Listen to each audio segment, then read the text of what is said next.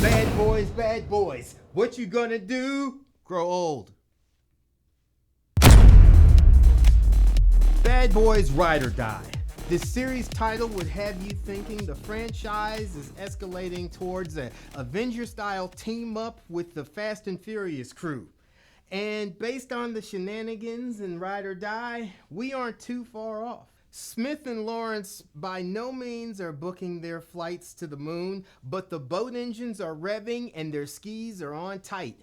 I shit you not, they're ready to jump that shark. Subscribe! I'm sorry, I'm not good at subliminal messaging.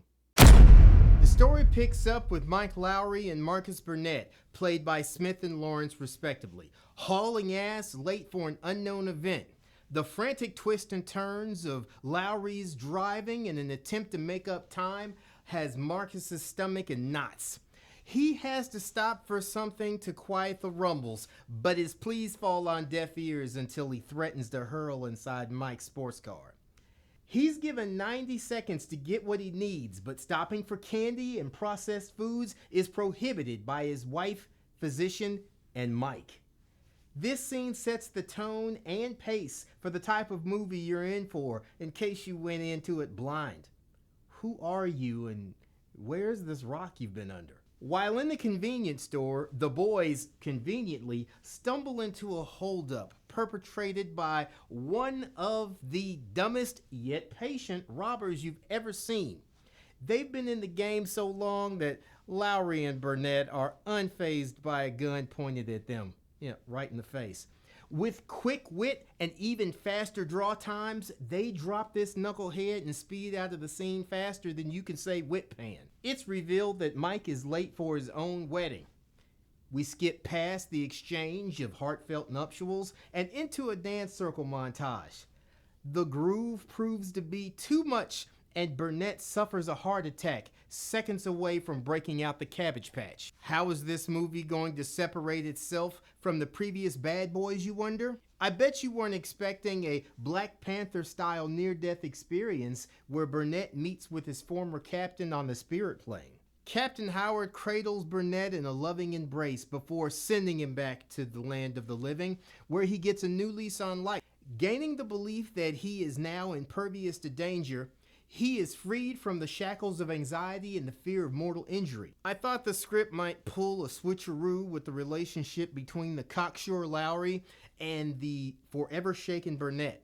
But aside from a couple of asinine conversations played for weak laughs, his new mindset fails to play any meaningful role in the story. This ends the rough takeoff portion of the movie, and it begins its ascent into the comedy and action we're all accustomed to from this iconic duo. Back in the real world, Marcus and Mike receive several pre-recorded messages from their dead captain.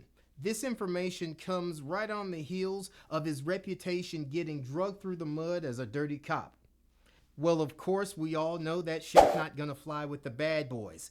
Anybody who brings that bullshit to Lowrey and Burnett are gonna catch a beat down. That's as far as I can go without giving away too much of the story. Why can't I say more? Because the story is paper thin, full of cliches, and devoid of plot twist. I would say you'll see the ending coming a mile away, but the movie actually ends when the story grows tired of itself and blows its own brains out with one final crescendo of lunacy. The villain is such a TV bad guy, they actually got a dude from TV to play him.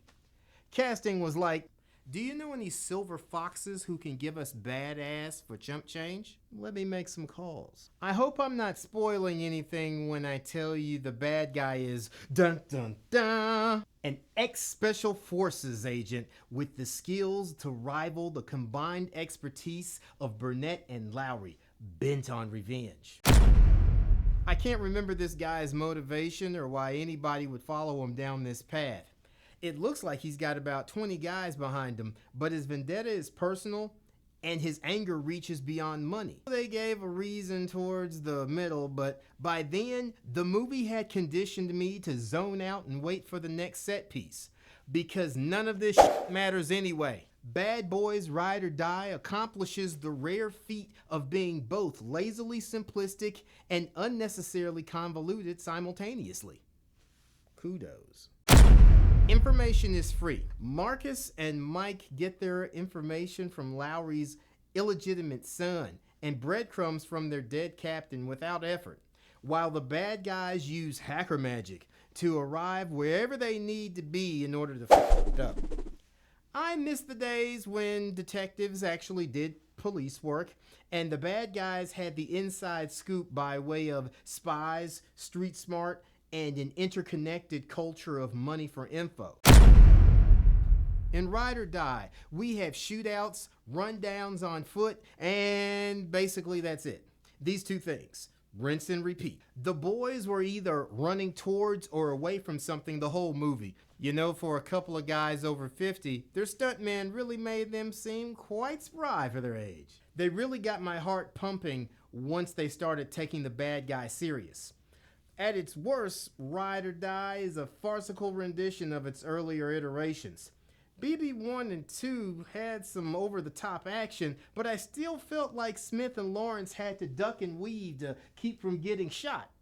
During one shootout in Ride or Die, Lawrence actually sticks his tongue out to catch falling Skittles raining down from a snack table mid-fight. I guess we're not even going to act like they might catch a bullet these days. There was no tension throughout the early part of the movie, and I was immediately nervous. It had me looking for the exits, I won't lie. Oh, shit. Am I in a stinker? At any moment, these guys could have jumped off the high rise and aimed for the bushes like in the other guys. I wouldn't have blinked an eye. Yeah, that tracks.